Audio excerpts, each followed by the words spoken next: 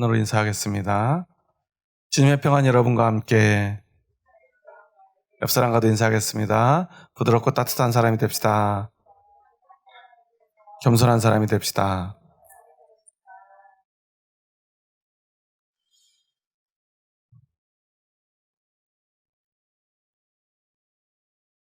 지난 한 주간 나라는 굉장히 큰 하나의 이슈가 있었죠. 우리나라가 이제 세계에서 한 15번째쯤 되는 산유국이 된다고 대통령실에서 대통령이 직접 나와서 발표를 해요. 그래서 석유 관련 주가가 엄청 폭등을 하기도 하고요. 온 국민이 정말 이제 우리나라가 산유국이 되는지 설레면서 뉴스에 귀를 던 것 같습니다. 실제로 가 나온다고 그럴 가능성이 높다고 조사를 했다는 회사의 CEO가 직접 한국까지 미국에서 와서 기자회견까지 했었죠. 이런 모습들을 보면서요, 사람들이 정말 잘 살고 싶구나 라는 생각을 하게 돼요. 예전에 1975년인가요? 박정희 대통령도 우리나라 산유국이 될 수 있다, 동해에. 이번에 발표된 똑같은 지역은 아니지만 그 근처인 영일만에서 그 근처에서 그때는 바다가 아니라 아마 육지였던 걸로 기억하는데요. 산유국이 될 거다라고 하면서 그때는 실제로 시추까지 하고 나서 발표를 했어요. 그런데 결국은 1년 만에 포기를 선언했죠. 하면 수십억 배럴의 기름이 나올 줄 알았는데 결과는 발굴량이 한 드럼이었다고 그래요. 한 200리터 정도 되나요? 그래서 결국은 경제성이 없다고 그래서 박정희 대통령도 정말 부푼 꿈을 안고 1년 동안 박차를 가했는데 포기를 했고요. 사실 이번에 발표가 나기 전에도 지난 15년 동안 한국 석유공사하고 호주의 우드사이드하고 그래서 그 영일만 일대를 조사를 하고 탐사를 하고 확인을 했다가 현해 2월에 결국은 15년 만에 포기를 하고 우드사이드가 철수를 했는데 한 달 만인 작년 3월인가요? 그때부터 이번에 한국에 왔던 그 회사에서 그 개발을 하면서 불과 한 달 만에 7곳에서 유전이 나올 가능성이 굉장히 높다. 이것을 개발해야 된다. 시추봉을 한번 꽂아보자 라고 대통령실에다가 이야기를 했던 것 같아요. 그래서 1년 정도의 검토를 거치고 이번에 발표를 한 것 같은데요. 어떤 사람들은 꿈에 부풀고요. 어떤 사람들은 의심의 눈초리로 이야기를 합니다. 그 결과는 아마 10년쯤 후에나 나온다고 하니까요. 10년 동안 좀 기다려 볼 만하기도 해요. 그리고 아마도 모든 국민들이 기대를 할 수밖에 없는 상황이긴 한 것 같아요. 우리나라가 진짜로 세계 15대 산유국이 될 수만 있다면 얼마나 좋겠습니까? 지난 우리 카타르 월드컵 기억하시나요? 카타르가 세계 14위 산유국이에요. 월드컵 경기하는 거 보신 분들은 잘 아실지도 모르겠지만 그 나라는 그 기름 하나로 먹고 사는 나라잖아요. 얼마나 돈이 많은지요. 월드컵을 도저히 개최할 수 없는 나라에서 월드컵을 개최했어요. 더워서 그 계절에 월드컵을 할 수 없다고 그랬는데 그 큰 축구장에 에어컨을 설치해가지고 월드컵을 개최할 만큼 돈이 많은 나라예요. 한국도 이제 진짜 산유국이 하루 다음에 15위 정도 되는 정말 140억 배럴의 기름이 나오기만 한다면 이제 우리 자녀들 학비 걱정할 필요가 없어요. 정부가 다 해줄 수 있어요. 여러분들 1인당 아마 기본소득 충분히 주고 남을 거예요. 한쪽에서는 거짓말하지 말라. 한쪽에서는 그렇게 얘기하더라고요. 왜 우리나라가 산유국 되는 게 배 아프냐. 우리나라가 산유국이 되는 게 싫은 사람이 어디 있겠습니까? 만 있다면 그게 진짜라면 누가 그런 것을 반대할 사람이 있겠습니까? 그런데 그만큼 어려운 일이고요. 아직까지 이렇게 실제 산유국 반열에 있는 나라들 외에 새로운 그런 기름이 나오고 한 데가 없어요. 왜냐하면 기름이 조금 매장돼 있을 가능성이 있어도 경쟁성이 있어야 되기 때문에 그래요. 진짜로 140억 배럴 정도의 기름만 있다면야 개발해야 되지 않겠습니까? 시추봉을 하나 꽂는데 1,000억이 든다고 그래요. 2,000억 5개는 정도는 꽂아봐야 확인할 수 있다니까. 그 기간만 5년 정도 걸린다고 그래요. 내년 후반기 정도 돼야 하나 정도를 꽂을 수 있는데 1,000억 든다고 그래요. 그러면 5개 꽂아서 5,000억 정도 투자해서 140억 배럴이면요 2,200조가 넘어요. 삼성이 한 5배 정도 된다고 그래요. 엄청난 일이지 않습니까? 전 국민을 먹여 살릴 만큼의 엄청난 경제 효과가 찾아올지도 모릅니다. 그런데 우리가 언제까지나 로또만을 바라보며 살 수는 없지 않습니까? 그런데도 그런 발표 하나만으로도 주가가 출렁이고요. 이렇게 되는 이유가 무엇일까를 생각해 보아야 돼요. 그만큼 사람에게 중요한 것은 먹고 사는 문제고요. 그만큼 중요한 게 오늘 우리가 사는 세상입니다. 경제 유튜버가 방송하는 걸 보다가요. 그런 이야기를 하더라고요. 우리나라는 산이 70%인 나라잖아요. 그러다 보면 산이 워낙 많고 산 이름도 많은데 똑같은 이름들이 여러 개 있나 봐요. 그래서 진짜 우리나라에서 이름이 제일 많은 산이 뭐냐 이렇게 보니까 유튜버가 얘기를 할 때 이렇게 얘기를 해요. 4위가 남산이래요. 전국에 43개가 있고 3위가 향로봉 52개가 있고 2위가 국사봉인데 뭐 72개가 있대요. 그러면 1위는 뭘까요? 산에 많이 가보셔서 여러분 잘 아시나요? 이제 이번 6월에 남성교회도 이제 등반을 하기로 했는데요. 한국 사람들 참 등산 좋아하지 않습니까? 산에 가면 참 마음이 하나가 되고요. 몸도 건강해지고 마음도 건강해지는 것 같아요. 그래서 저도 도대체 우리나라 1위 봉우리 이름 뭘까 귀를 기울여 봤는데요. 통계청 자료를 보니까 23,200개인 산이 있대요. 부동산. 물론 이제 여기가 경제 주식하는 유튜버다 보니까 농담을 한 얘기 같아요. 그래서 제가 진짠가 그래가지고 산림청 홈페이지에 가보니까 진짜로는요 5위는 남산이더라고요. 31가 있고요. 4위는 매봉산 32개가 있고 3위가 옥녀봉이래요. 저희가 살던 동네에도 옥녀봉이 있었는데 어느 동네나 있나 봐요. 옥녀봉이 3위인데 39개가 있대요, 전국에. 그리고 2위는 국사봉, 진짜 국사봉이 있더라고요. 43개. 그리고 1위는 사실은 누구나 사실 예측해 볼 만한 산 이름인데 봉화산이래요. 침입을 하도 많이 받다 보니까 봉화를 올리던 산들마다 다 봉화산이라고 지역마다 이름을 붙여서 전국에 47개의 봉우리가 있답니다. 이러한 농담을 하고요. 또한 이러한 이슈들을 바라보면서 사람들의 마음이 움직이는 이유. 그것을 우리는 생각해 봐야 돼요. 우리는 그리스도인이고 하나님 나라만을 바라보며 산다고 하지만 오늘 우리도 돈 없이 살 수 없지 않습니까? 집 없이 살 수 없지 않습니까? 성 없이 살 수 없지 않습니까? 그러다 보니 우리는 그런 생각들을 하며 살 수밖에 없어요. 그런데 우리만 그럴까요? 하나님의 백성이라고 하는 이스라엘 사람들도요, 그럴 것 같아요. 그래서 오늘 본문에 보면요, 이스라엘 백성들이 왕을 요구하는 장면입니다. 사무엘에게 찾아와가지고요, 각 지파의 장로들이 우리에게도 왕을 세워달라. 그래서 우리를 다스리게 해달라. 우리 주변 국가들 봐라. 왕이 없는 나라가 어디 있냐. 전쟁을 할 때 왕이 군사를 키워서 선봉에 서서 지휘를 하니까 그들은 잘 싸우고 이기지 않냐. 근데 우리는 왕이 없으니까 어렵지 않느냐. 물론 사무엘 당시 잘했지만 이제 당신은 늙었고 당신의 아들들은 문제가 많지 않느냐. 오늘 본문 바로 앞에 8장 1절에서 3절에 보면요. 그 아들들의 이야기가 나와요.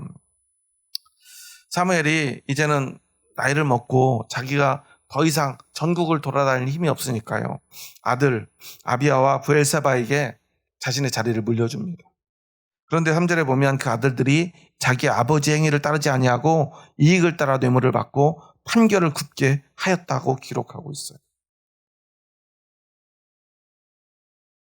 사사인데요, 뇌물을 받았대요. 하나님의 말씀을 따라서 판결을 해야 될 사사가 판결을 굽게 했대요. 오늘 우리나라도 그러지 않습니까? 누구보다도 공명정대해야 될 사법기관들이 오늘 얼마나 많은 판결을 굽게 하는가 우리는 가지 않습니까? 그때는 어쩔 수 없이 받아들였는데 지나고 보니까 문제가 있었던 판결들을 우리는 얼마나 많이 봅니까? 멀쩡한 사람들을 간첩으로 만들어가지고 감옥에 보내거나 사형을 언도하기도 하지 않았습니까? 죄 없는 사람들 죄 있는 사람으로 만들었고요. 죄 있는 사람들을 무죄로 풀어주기도 하지 않았습니까? 하나님의 나라에 하나님의 사사조차 그렇게 하는데요. 세상인들 어찌 그러지 않을 수 있겠습니까? 그러다 보니 사람들은 우리에게 왕이 있으면 되겠다라고 사무엘에게 와서 따져 물었던 거예요.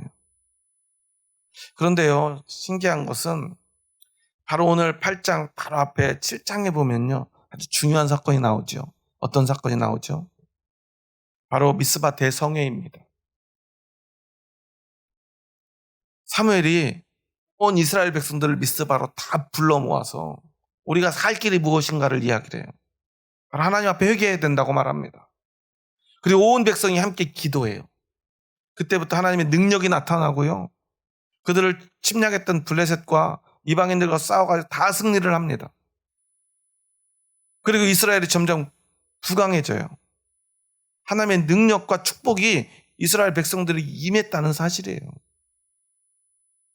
이처럼 이스라엘의 대회개 운동과 정말 각성의 운동, 대부흥의 운동이 일어나고 그 다음에 바로 이어지는 내용이 오늘 이 사건이에요. 정말 이상하지 않습니까? 왕이 없어도 충분히 괜찮을 수 있다는 것을 경험한 사람들이에요. 그런데도 그들은 하나님께 왕을 요구해요. 그러면서 뭐라고 그러냐면요. 오늘 본문에 보면요. 우리 5절 말씀 함께 보겠습니다. 그에게 이르되 보소서 당신은 늙고 당신의 아들들은 당신의 행위를 따르지 아니하니 모든 나라와 같이 우리에게 왕을 세워 우리를 다스리게 하소서 한지라. 핑계는 뭐죠? 두 가지죠. 누가 늙어요? 사무엘이 늙었어요. 누가 문제가 있어요? 아들들이 문제가 있으니 왕을 세워주시오. 진짜 문제는 뭐예요? 왕이 없는 거예요.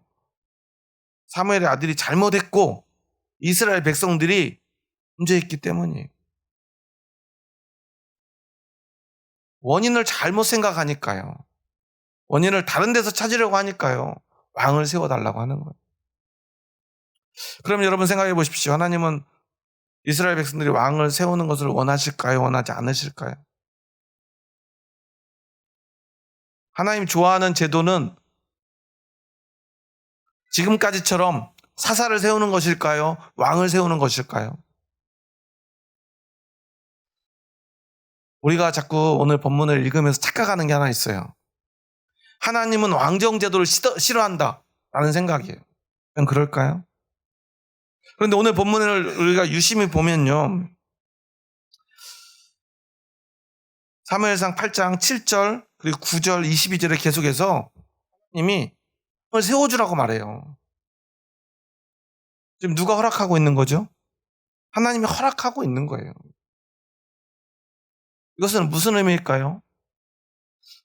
성경을 읽으면서도요, 그냥 우리가 원하는 대로, 우리가 보고 싶은 대로만 봐요. 하나님은 이스라엘 백성의 왕을 세우는 것을 싫어한다라고 말했죠. 이러한 제도가 잘못되었다라고 말해요. 그런데요, 신명기 제 17장 14절 15절에 보면 이런 말씀이 나와요. 내가 내 하나님 여호와께서 내게 주시는 땅에 이르러 그 땅을 차지하고 거주할 때 만일 우리도 우리 주위의 모든 민족들 같이 우리 위에 왕을 세워야겠다는 생각이 나거든. 반드시 내 하나님 여호와께서 택하신 자를 내 위에 왕으로 세울 것이며 내 위에 왕을 세우려면 내 형제 중에서 한 사람을 할 것이요 내 형제 아닌 타국인을 내 위에 세우지 말 것이며. 이미 신명기에서 하나님은 이스라엘이 왕정 국가가 될 것을 말씀하고 계신 거예요. 그대로 율법에 기록된 말씀이에요. 어쩌면 이스라엘 백성들도 결국은 이 왕정 제도를 택할 수밖에 없음을 하나님은 말씀하는데, 왕을 세우려거든 어떻게 해야 되는지를 분명히 미리 말씀하셨다는 거예요. 그런데 오늘 이스라엘 백성들이 그것을 요구하니까 그때 하나님이 허락하신 거예요. 그러니까 우리가 생각할 때 하나님은 이런 제도를 원하고 이런 제도를 원하지 않는구나 라는 생각에 빠져서는 안 된다는 것입니다. 중요한 것은 이 사건의 본질이 무엇이고 문제가 무엇인지를 알아야 그 문제를 우리가 해결할 수 있지 않겠습니까? 그런데 우리가 자꾸만 왕을 세우는 거 잘못된 거야. 왕을 세우는 게 잘못됐으니까 우리 그러면 대통령을 세우면 되나요? 총리를 세우면 될까요? 그게 문제가 아니라는 거예요. 지금 중요한 것은 이스라엘 백성들도 뭐가 문제인지를 잘 모르는 거고, 오늘 우리도 뭐가 문제인지를 잘 모르는 거예요. 그때 하나님은 사무엘에게 말해요. 지금 이스라엘 백성들에게 뭐가 문제인지를 그들이 모르니까 다른 사람은 몰라도 너는 바르게 알고 있어야 돼. 왜 얘기를 하냐면요, 사실 이 사건으로 제일 먼저 상처받은 사람이 누굴까요? 사무엘이에요. 목숨을 걸고 하나님을 위해서 평생을 바쳤던 사무엘인데, 우리 당신 같은 사사 필요 없어, 선지자 필요 없어, 왕을 세워줘. 그리고 그 이유는 당신이 늙어서고 당신 아들이 잘못해서야. 지금 누구 때문에 잘못된 거예요? 결과적으로 사무엘 당신이 잘못했어. 왜? 자식 교육 똑바로 못 시켰잖아. 그리고 또 한 가지 잘못한 게 있어요. 뭘 잘못했죠? 늙은 게 잘못된 거예요.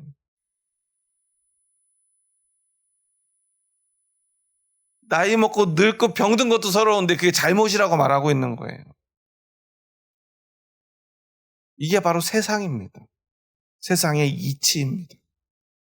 세상은 늘 그래요. 내가 어쩔 수 없는 것조차도 우리를 정죄해요. 사무엘도 이렇게 자신이 가장 사랑하고 아끼고 평생을 바쳤던 그 민족들에게 정죄당하고 있어요. 사무엘은요, 다른 사자들과 다르게요, 몇 가지 독특한 게 있어요. 보통의 사사는요, 한 집하거나 일부 지역만을 다스렸어요. 사무엘은 어떻게 했죠? 평생을요, 12지파를 계속 순회하면서 돌아다녔어요. 발로 뛰면서 그들을 지켜주었던 거고요. 그들을 위해 기도했던 것이고요. 그들의 형편을 살폈던 거예요. 이보다 위대한 사사는 없었어요. 그런데 그건 단순히 사사가 아니라 선지자였고요, 제사장이었어요. 그 모든 일을 혼자 다 감당했습니다. 백성들도 다스리고요, 그들의 삶도 살피고요, 그리고 하나님과 그들 사이에 서서 그들을 위해 기도하고요, 제사 드렸던 거예요. 이 모든 일을 감당할 수 있는 사람이 어디에 있었겠습니까? 전무후무한 사람이에요. 그런데도 늙으니까요, 야, 너 늙었으니까 그만 빠져, 이렇게 이야기를 하는 거예요. 내가 뭘 잘못했는데, 네 늙은 게 잘못된 거야 라고 말하고 있는 거예요. 우리 아들들 있잖아, 너 자식 교육 똑바로 못 시켰잖아. 왜 사무엘이 자식 교육을 제대로 못 시켰을까요? 이스라엘 백성들을 돌보느라고요. 자식을 돌볼 겨를이 없었던 거예요. 그런데도 정죄받습니다. 그게 오늘 이스라엘의 현실이고요, 또한 어쩌면 우리들의 현실일지도 몰라요. 하나님을 위해서 최선을 다하고요, 하나님께 자신의 전부를 드린 사람들의 삶은요, 항상 이와 같은지도 모릅니다. 그래서 하나님은요, 특별히 사무엘에게 이렇게 말씀을 하세요. 우리 한번 7절, 8절 말씀 함께 읽습니다. 여호와께서 사무엘에게 이르시되 백성이 내게 한 말을 다 들으라. 이는 그들이 너를 버림이 아니요 나를 버려 자기들의 왕이 되지 못하게 함이니라. 내가 그들을 애굽에서 인도하여 낸 날부터 오늘까지 그들이 모든 행사로 나를 버리고 다른 신들을 섬김같이 내게도 그리 하는도다. 사무엘을 세운 분은 누구죠? 하나님이시죠. 지금 너를 버리는 것은 누구를 버리는 거예요? 나를 버리는 거다라고 하나님이 말씀해 주시는 거예요. 이 말은 무슨 말이죠? 네가 잘못한 것은 없다라고 말. 사무엘이 정말 잘못한 게 없어요? 잘못한 게 있겠죠. 사람인데. 그가 하나님도 아니고 예수님도 아니잖아요. 사무엘인들 왜 잘못한 게 없겠습니까? 그리고 오늘 보듯이 그 아들 교육 잘못 시켰잖아요. 하지만 하나님이 말씀하시는 것은 이 일에 대한 책임이 없다는 거예요. 이 잘못 때문에 결과적으로 이렇게 되었다고 생각하지 말라는 거예요. 책하지 말라. 그들의 잘못은 너의 잘못 때문이 아니라 그 본성 때문이다라는 것입니다. 본성이 무엇이죠? 하나님을 버리는 거예요. 제도가 잘못이거나 이제까지 열심히 해온 사무엘이 잘못이 아니라 우리의 본성, 그들의 본성이 잘못되었다라는 것입니다. 하나님을 왕으로 섬기지 않고 하나님을 버리는 것이 그 인간의 본성이라는 것입니다. 그래서 이것을 엄히 경고하라고 하나님이 9절에서 말씀합니다. 함께 9절의 말씀 읽어볼까요? 그러므로 그들의 말을 듣되 너는 그들에게 엄히 경고하고 그들을 다스릴 왕의 제도를 가르치라. 결국은 왕정 제도를 허락하라는 것입니다. 하지만 잘 가르치라는 거예요. 뭘 가르쳐요? 무엇이 문제인지를 가르치라는 거예요. 너희들 왕을 달라고 하는 것, 나에게 핑계대고 내 아들들에게 핑계대고 핑계대지만 너희가 진짜 원하는 것, 이것의 이 사건의 문제가 이 본질이 무엇인가는 잊지 말라는 것을 가르치라는 거예요. 본질은 무엇입니까? 사사제도이든 왕이 있는 왕정제도이든 그것은 중요하지 않다는 거예요. 어느 때라도 너희가 그 제도 속에서 진짜 왕으로 너희가 누구를 섬기고 있느냐 하는 그것을 잊지 말라는 거예요. 하나님의 백성에게 왕은 누구여야 합니까? 바로 하나님이어야 한다는 거예요. 이제 사무엘을 통해서 사울을 왕으로 세우겠지만 나중에는 후에는 다윗이 왕이 될 것이고 솔로몬이 왕이 되겠지만 너희들 진짜 왕은 누구냐라는 거예요. 그것은 무슨 이야기입니까? 왕이라고 하는 건요, 어떤 사람일 수 있지만 우리가 진정으로 굴복하고 그를 섬기는 마음, 그것을 살펴보면 그들에게 진짜 왕이 누구인지를 알 수 있다는 거예요. 왜 사울이 그렇게 다윗을 두려워했습니까? 왕관은 자신이 쓰고 있지만 백성들이 마음으로 진정 섬기고자 하는 사람은 다윗이었기 때문에 그래요. 왕의 자리에 올라서 왕관을 쓰고 있어 보니까 사울이 알게 된 거예요. 그 마음을 말이죠. 백성들의 그 마음을 말이죠. 내가 왕관을 쓰고 있는데 백성들의 왕은 누구예요? 다윗이에요. 그것을 견딜 수가 없었던 것입니다. 마찬가지로 하나님이요. 이스라엘 백성들을 위해서 얼마나 많은 기적들을 행하시고 지키시고 보호하시고 그들이 끊임없이 죄에 빠지고 범죄하고 자신을 버렸지만 참고 인내하셨습니까?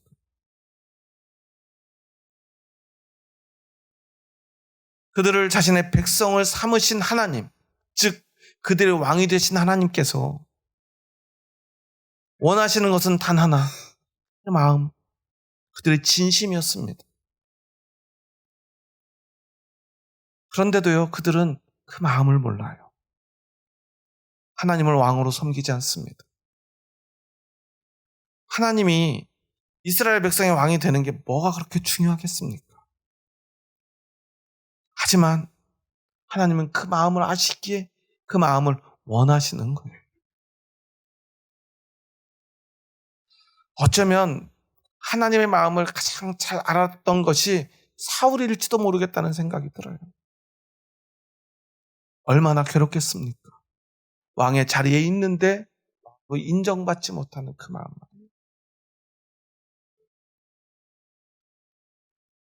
하지만 그럼에도 불구하고 왕으로 세움받은 자는 그 왕관의 무게를 견뎌야 했기에 그 백성의 마음을 얻으려고 했던 사울을 자리에서 내리고요. 그 후손들에게 그 자리를 물려주지 않고 다윗을 하나님의 나라의 새 왕으로 세우시고요. 그 후손들을 그 왕가로 하나님이 인정하시고 그 왕조를 끝끝내 지켜주시지 않습니까? 사울이 아무리 그런 마음을 가졌다 한들 하나님께로 향해야 될 그 마음을 자기가 가로채고자 하는 그것은 잘못된 것이기 때문입니다. 다윗이 끝내 하나님께 인정받았던 것은 사울보다 더 많은 죄를 지었음에도 불구하고 끝내 이스라엘의 왕으로 불리웠던 것은 그는 결코 하나님께로 향해야 될 그 마음을 자신이 가르치고자 하지 않았기 때문이에요. 우리에게 가장 중요한 것은 무엇입니까? 누가 왕이 되느냐 아니냐, 어떤 제도가 좋냐가 아닙니다. 오늘 우리의 마음이 어디로 향하고 있느냐 하는 것입니다. 그래서 오늘 하나님은 우리에게 묻습니다. 오늘 우리 설교의 제목을 한번 읽어볼까요? 읽습니다. 시작. 나의 왕은 누구인가? 내가 나의 백성이라면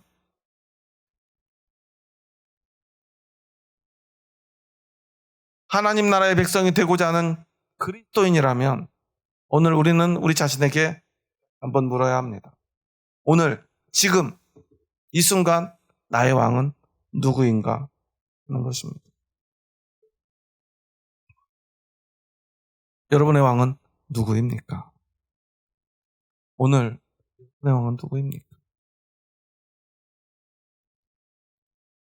우리는요, 예수님을 믿는다고 하고요, 하나님만이 나의 왕이라고 사랑하고 하지만 우리 삶의 현장은 어떻습니까? 여러분, 교회 나가서 여러분 무엇을 왜 제일 많이 빌었죠? 그런 통계는 나와 있지 않지만 여러분 기도할 때 무엇을 위해서 가장 간절히 기도하십니까? 라고 묻는다면 건강을 위해서, 자신의 건강만이 아니라 가족들이나 자신의 건강을 위해서, 또는 돈을 위해서, 성공을 위해서 우리는 기도할 것입니다.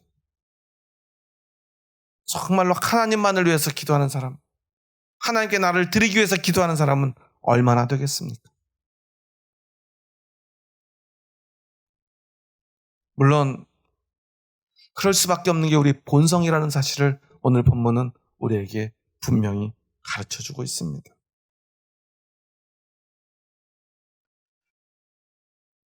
하나님이 왕을 허락하신 이유, 오늘 주보의 말씀에도 제가 기록해 보았다시피 앞에서도 이야기한 대로 첫째는 하나님의 이것이 계획이기도 합니다. 또한 그들이 요구했기 때문이기도 합니다. 그들이 원하기 때문에 우리에게 자유의지를 주시고 그것을 인정하시는 분이기에 그들이 원하는 바를 들어줘요. 오늘 우리가 원하는 제도는 무엇이죠? 공산주의입니까? 민주주의입니까? 아니면 왕정제도입니까? 우리가 민주주의를 원하기에 오늘 우리에게 하나님은 이 민주주의 국가를 허락하셨어요. 어떤 것이 더 좋습니까? 어떤 것이 옳습니까? 그것은 중요하지 않다는 거예요. 그 제도 속에서 우리가 하나님을 왕으로 섬길 수 있느냐 하는 것입니다. 그래서 그리스도인들은요, 공산주의 사회주의를 싫어하는 것입니다. 왜냐하면 그 제도 자체가 하나님을 거부하기 때문에 그래요. 그런 것은 우리가 거부할 수 있겠죠. 하지만 오늘 민주주의 사회 속에서 오늘 우리는 얼마든지 하나님을 왕으로 섬길 수 있지 않습니까? 문제는 우리가 하나님을 왕으로 섬기고 있느냐 하는 거예요.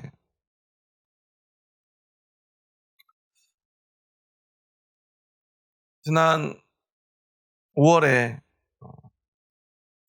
12사단 인제에 있는 부대에서 한 훈련병이 사망하는 사건이 일어났죠. 중대장이요. 전날 병사들 몇 명이 떠들다 걸렸다고 보고를 받고요. 다음날 6명의 병사들 완전군장을 가지고 운동장을 뛰게 했대요. 얼마나 많이 뛰게 했는지요. 그중에 병사 하나가요. 근육이 녹아내려가지고 병원에 후송됐는데 결국 이틀 만에 사망해버렸다.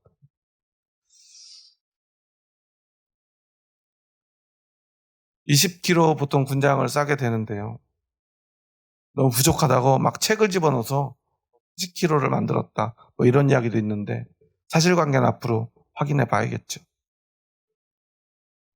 뛰는 걸로도 부족해서요. 그걸 메고 파글펴펴기를 시켰다는 말도 있어요. 또 사망한 병사의 사망 원인을 발표를 했는데 폐혈성 쇼크와 횡문근 융해증, 융해, 근육이 녹아버렸다는 거예요. 인대에서부터 근육이. 근데 그 병사가 너무나 괴로워하고 벌써 쓰러졌는데도 열이 막 40도가 넘게 오르고요. 쓰러졌는데도 꾀병 부리는 거 아니냐고 병원으로 바로 보내질 않았다는 거예요. 끝끝내 정신 차리라고 병사들에게 군기 교육, 예전에는 얼차려라고 그랬는데 요즘은 군기 교육이라고 한다고 하더라고요. 한 변호사가 군대에서 소련까지 있다가 전역을 한 변호사가 그런 이야기를 하더라고요. 자기도 오래전에 군대에 있었지만 그때에도 없던 이런 교육은 본 적이 없다. 이것은 고문에 가깝다라는 이야기를 하더라고요. 어떻게 그 젊은 중대장이 그러한 일을 했는지 쭉 하면 쌍팔년도 군대냐고 이야기를 하더라고요. 쌍팔년도면 언제죠? 1988년도 아닌 거 아시나요? 1950년대를 얘기해요. 단기로 88, 쌍팔년도예요. 6.25 막 끝났을 때 한국 군대의 모습 아니냐라는 이야기를 하는 거예요. 그 부모의 마음 어떻겠습니까? 제가 마음 아팠던 건요. 그 다음날 뉴스예요. 요즘 군인들 체력이 문제다. 얼마나 체력이 약하면 군기교육 좀 받다 죽냐고. 이런 기사가 나와요. 군대에서 발표를 하면서요. 요즘 장병들의 체력이 너무 약해가지고 이런 훈련을 감당하지 못한다는 이야기를 해요. 입대한 지 10일도 안 된 훈련병입니다. 매일 공부만 하라고 그랬고요. 공부 안 하면 죽는다고. 그리고 그 친구들 학교에서 체육 시간 다 없어졌어요. 초등학교, 중학교, 고등학교. 요즘 체육하는 학교가 별로 없어요. 아예 체육 시간이 없습니다. 그러던 아이들이 억지로 군대에 가서 선택하지도 않은 군대에 가서 열흘밖에 안 됐는데 체력이 없는 것, 체력이 부족한 것 당연한 거 아닙니까? 근데 요즘 군인이 체력이 없다니요. 그래서 전쟁을 어떻게 하냐니요. 저는 그 중대장은 정말 법에 따라 처벌을 받아야 된다고 생각을 해요. 근데 지금 그 중대장은요, 휴가를 가 있대요. 너무나 쇼크를 받아서 상담 치료를 받고 있대요. 군대에서 제공한 상담사를 만나고요. 구속을 해서 수사를 해야 될 사람이지 않습니까? 자신이 가진 그 알량한 권력이 세상의 전부인 줄 알고요. 사람의 생명을 앗아가는 이러한 범죄를 저지르고도요. 상담을 받고 휴가를 떠났다는 거예요. 어떻게 그럴 수가 있습니까? 물론 그 중대장이 여군이라고 뭐 여자를 비하하는 이야기들을 막 하기도 합니다. 너는 그런 거 하지도 못하면서 그런 거를 시키느냐. 이래서 여자는 군대 보내면 안 된다는 등 이런 이야기들을 하는데요. 지금 중요한 건 그것이 아니지 않습니까? 자신의 권력을 사용해서 한 생명을 앗아갔다는 그것이 중요한 거예요. 군이라고 하는 계급이 권력이 되는 조직에서 그 권력을 이용해서 사람에게 무슨 짓이든 할 수 있다고 생각했기 때문에 그런 일을 저지른 것 아니겠습니까? 자신이 화가 나면 그런 일을 해도 된다고 생각한 것이 잘못이라는 거예요. 어떻게 그럴 수 있습니까? 내 마음대로 모든 사람을 조정하려고 하는 것, 그것이 바로 권력이지 않습니까? 그리고 이것이 바로 인간의 본성이라는 거예요. 우리들도 마찬가지입니다. 내가 권력을 휘두르고 싶은 욕망 속에 오늘 우리는 살아가고 있지 않습니까? 이 모든 것이 어쩌보면 앞에서 이야기한 대로 우리는 돈을 왕으로 섬기고요, 권력을 왕으로 섬기는 우리의 본성인 것입니다. 그런데 여러분, 우리가 하나님을 왕으로 섬긴다면 과연 그럴 수 있겠습니까? 그럴 수 없을 것입니다. 제가 군대에 있던 30년 전에도요, 저는 한 번도 그러한 얼차려를 받아본 적이 없어요. 내가 화가 나도요, 한 번쯤 참고요. 아마 제가 하는 거 마음에 안 드는 제 고참들도, 또한 장교들도 아마 수십 번, 수백 번, 수천 번 참아줬을 거예요. 그래서 제가 무사히 제대할 수 있었을 거예요. 저도 마찬가지예요. 저도 맨날 학교에서 공부만 하다가요, 처음에 군대 가니까 아침에 일어나 점호를 하고 뛴걸음을 3km를 뛰는데요, 중간에 몇 번 주저앉았다 일어났다가 겨우겨우 끝마치고 나니까 하늘이 노래서 제자리에 쓰러진 적도 있어요. 그런데 제가 한 병장쯤, 상병쯤 되니까요, 그냥 3km 뛰는 거는요, 우습게 뛰어요. 이등병도에 왔는데 한심해요. 야, 너희들 이것도 못 뛰고 뭐 하다 왔니? 이런 얘기가 저도 입 밖으로 나올 것 같아요. 그런데 참았어요. 왜? 저도 그랬으니까. 고참들한테 매일 맞고 그렇게 괴롭힘 당했지만 제대하는 날까지 한 번도 안 때리고 제대를 했어요. 내 마음대로 누군가에게 폭력을 행사하기 싫었기 때문에 그래요. 심지어는 제가 안 때린다고 맞기까지 했었어요. 왜 넌 안 때리냐고. 한 대 때리면 2대 때려야 군대가 제대로 서는데 왜 네가 너까지만 때리면 그 밑에 안 때리니까 군기가 다 빠진다고. 그래도 안 때렸어요. 그럴 수 없었으니까요. 우리는 그리스도인이기 때문에. 우리는 그래야 되지 않습니까? 오늘 여러분의 왕은 누구입니까? 우리는 달라야 되지 않겠습니까? 우리는 달라야만 합니다. 여러분의 왕은 정말 누구입니까? 우리는 늘 하나님만 생각해야 되지 않습니까? 하나님 때문에 우리는 세상 사람들이 하기 싫어하는 일을 해야 되기도 하고요, 할 수 없는 일을 해야 하기도 합니다. 하나님을 왕으로 섬긴다면 말입니다. 그런데 오늘 우리의 삶은 어떻습니까? 여러분의 신앙은 어떻습니까? 여러분의 예배는 어떻습니까? 여러분의 가정은 어떻습니까? 여러분의 모습을 다시 한번 돌아봤으면 좋겠습니다. 교회 다니지만요, 여전히 하나님이 왕이 아니라 이 왕인 분들도 너무나 많아요. 가족이 왕이 돼서도 안 됩니다. 돈이 왕이 돼서도 안 됩니다. 세상의 성공과 권력이 왕이 되어서도 안 됩니다. 우리는 오직 하나님만을 왕으로 섬겨야 합니다. 우리는 그래야만 합니다. 그것을 위해서 하나님은요, 모든 것 내려놓으시고 아들을 이 땅에 보내 십자가에 죽게 하셨기 때문에 그래요. 하나님은 힘으로 우리를 제압하실 수 있는 분이지만 결코 그러지 않았습니다. 오히려 자신을 희생하셨습니다. 왜냐하면 하나님이 원하는 것은 왕의 자리가 아니라 우리의 마음이었기 때문입니다. 그것을 원하셨기 때문에, 우리가 하나님을 진정으로 왕으로 섬기고자 하는 그 마음을 원하셨기 때문에. 그런데 오늘 우리는 그리스도인이라 하면서 무엇을 섬기고 있습니까? 모든 것 이곳에서 내려놓았으면 합니다. 여러분 예배 나올 때 어떤 마음으로 나오십니까? 이곳에 여러분 어떤 마음으로 예배를 드리십니까? 정말 왕 앞에 서 계십니까? 지난주 얘기한 최상병 사건 같은 사건들을 보면요, 그들이 왜 그렇게 할 수 있죠? 대통령이 허락하면 무슨 짓이든 할 수 있다고 생각하기 때문에 그래요. 대통령의 권세 앞에서 그들은 굴복하고 있는 것입니다.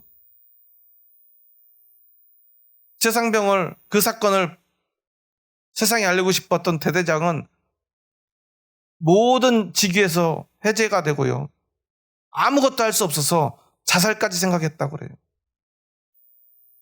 우리가 볼 때 대대장 정도 되면요, 중령 정도 되면요, 군대에서는 엄청난 계급이지만 대통령이나 그 외의 권력을 가진 국방부 장관이나 사단장 앞에서는 너무나 아무것도 아니기 때문에 그래요. 그 권력 앞에 너무나 무기력하기 때문에 그래요. 권세 가진 자들 앞에 서보시면 어떻습니까? 그 앞에 굴복할 수밖에 없지 않습니까? 왕으로 섬긴다는 건요, 우리의 전부를 그 앞에 굴복하는 거예요. 그런데 여러분의 삶은 정말 하나님을 왕으로 섬기며 그 앞에 굴복하고 계십니까? 그 왕의 권세 앞에 여러분의 모든 것을 내려놓을 수 있습니까? 하나님 앞에서 정말 여러분은 그렇게 하고 계십니까? 한번 나의 예배의 모습을 돌아보십시오. 과연 나는 하나님 앞에 서서, 나의 왕이신 하나님 앞에 서서 예배 드리고 있는가 하는 것을 말이죠. 여러분, 혹시 대통령이 주최하는 만찬에 참여해 보신 적 있나요? 저도 못 해봤는데요. 못 가봤는데, 그런 만찬을 하는 영상들을 보면요, 뉴스 같은 데 보면, 심지어 그 대통령에 반대하는 사람조차도요, 대통령이 초대하면요, 그 앞에서 정중하게 인사들을 하는 걸 봐요. 그가 어떤 사람이든, 내가 좋아하지 않는 사람이라도 그가 대통령이기 때문에 좋은 옷을 갖춰 입고요, 예의 바르게 행동합니다. 그런데 과연 우리는 하나님 앞에 어떻게 하고 있습니까? 대통령 만찬에 지각하는 사람이 있을까요? 없겠죠. 대통령이 얘기하는데 자기들이 막 떠드는 사람이 있을까요? 없을 거예요. 세상의 어떤 대통령도 하나님보다 위대하지 못합니다. 이스라엘 백성들의 잘못은요, 왕이 하나님보다 위대할 것이라 생각하는 데 있어요. 오늘 우리가 그렇게 하고 있는지도 모릅니다. 하나님보다 돈이 위대하고 하나님보다 성공이 위대하다고 생각하고 있는 그 마음, 그것이 잘못된 것이라는 사실을 우리는 기억해야 합니다.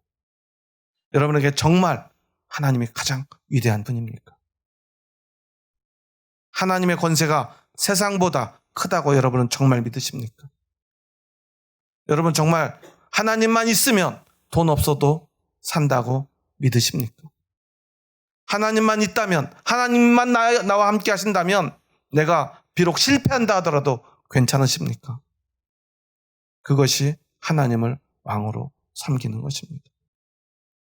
여러분, 이것이 얼마나 어려운 것인가를 기억해야 합니다. 저에게도 쉽지 않습니다. 끊임없이 저도 고민하게 됩니다. 돈 앞에서요, 성공과 실패 앞에서요. 하지만 그때마다 우리는 선택해야 합니다. 하나님을 왕으로, 하나님만이 나의 왕이라 고백할 수 있는가 하는 그 질문 앞에 말입니다. 여러분은 어떻습니까? 여러분의 왕은 누구입니까? 여러분이 그리스도인이라면 분명히 대답할 수 있어야 합니다. 나의 왕은 오직 한 분뿐입니다. 여러분은 그 고백을 할 수 있습니까? 그 고백을 할 수 있는 저와 여러분 될 수 있기를 주님의 이름으로 합니다. 여러분은 이미 그 고백을 하며 이곳까지 달려왔으리라 생각합니다. 물론 그 쉽지 않게 제가 이 질문에 쉽게 큰 소리로 대답하기는 어려울 것입니다. 왜냐하면 그것이 어렵다는 것을 알기 때문입니다. 하지만 여러분의 마음으로 고백하리라 믿습니다. 하나님만이 왕입니다. 한번 그 고백을 향해, 그 고백을 위하여 오늘도 여러분의 몸을, 마음을, 영혼을 던지고 있는 우리 형제 자매들이 여러분의 곁에 있습니다. 우리 함께 그 고백을 하나님께 드리며 하나님의 나라가 이 땅에 임하는 그날까지 포기하지 않고 그것을 향해 함께 달려갈 수 있기를 소망합니다. 형제 자매들과 함께 마지막으로 인사하고 오늘 말씀을 마쳤으면 좋겠습니다. 옆 사람과 함께 이렇게 고백하며 인사해 볼까요? 사람 보면서 한번 고백합니다. 우리의 왕은 하나님입니다. 돈을 왕으로 섬기지 맙시다. 성공을 왕으로 섬기지 맙시다. 권력도 우리의 왕이 아닙니다. 그리고 다시 한번 고백할까요? 하나님만 우리의 왕입니다. 네, 그런 사람을 우리 주의 사랑으로 사랑한다고 고백합니다. 주의 사랑으로 사랑합니다. 세상을 왕으로 섬기지 않기 위해 오늘도 고군분투하는 여러분과 형제들이 여러분의 옆에 있습니다. 이것이 우리의 가장 큰 축복임을 여러분 기억하시기 바랍니다. 하나님이 여러분의 왕이 되어주실 것입니다. 여러분이 하나님만을 왕으로 섬긴다면 말입니다. 기도하시겠습니다. 하나님 감사합니다. 저희 부족하고 연약한 자들 사랑하셔서 저희들을 하나님의 백성 삼아주시니 감사합니다. 오늘 하나님의 말씀 앞에 섭니다. 이스라엘 백성들이 하나님 앞에서 사무엘에게 왕을 요구했던 이 사건의 본질이 무엇인지를 다시 한번 깨닫습니다. 왕정 제도가 문제가 아닌 것을 고백합니다. 오늘 그들의 마음이 하나님에게서 떠나고 하나님을 왕으로 섬기지 못한 그것이 문제임을 오늘 하나님은 사무엘에게 가르쳐 주셨습니다. 오늘 그 음성을 우리도 듣습니다. 이제 세상을, 돈을, 권력을, 성공을, 때로는 자식과 가족을 왕으로 섬길 수밖에 없는 우리의 그 모든 본성 앞에 다시 한번 무릎 꿇고 아니 하나님이 나의 왕입니다 라고 고백하길 원합니다. 하나님 우리의 고백을 주시옵소서. 때로는 우리가 연약하여 하나님을 왕으로 섬기지 못하는 삶을 살게 되었을 때 즉시 돌이켜 아닙니다 하나님, 하나님이 나의 왕입니다 고백할 수 있는 믿음과 용기를 우리에게 허락하여 주시옵소서. 그리고 오늘 우리가 하나님이 나의 왕입니다 고백하였사오니 그 고백을 들어주시고 우리의 왕이 되어 주시옵소서. 예수님의 이름으로 기도합니다. 아멘.